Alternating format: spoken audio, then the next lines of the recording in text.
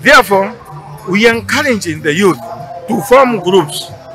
These groups we Tana with other key stakeholders carefully.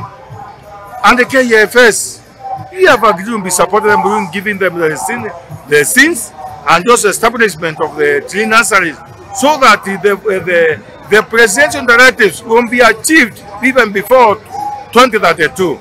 Therefore, I'm happy today to see the youth have participated, and now they are promised this exercise will continue every year.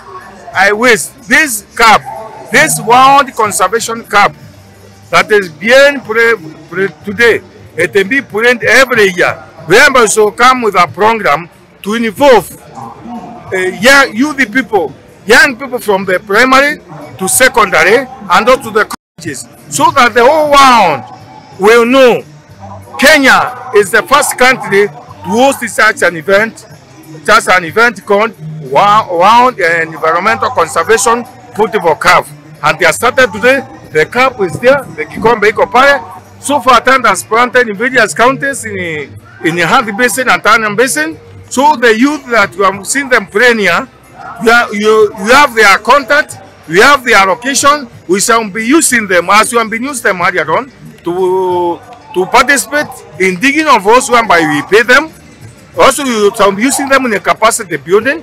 This is whereby you will be training them on how to start a nursery, how to manage a tree, how to do watering. So as they put it for, they also gain from participating in the conservation. That is why we want to utilize them. Instead of them being idle, we want all the youth to start this program as an income earning activity. Because these trees are planted, we are buying them from nurseries. So we want to empower them to establish nursery, to do capacity building, so that they will build up themselves. Also, we are partners with the banks. Banks like Absa Bank and other banks like Equity, KCB, even the circles.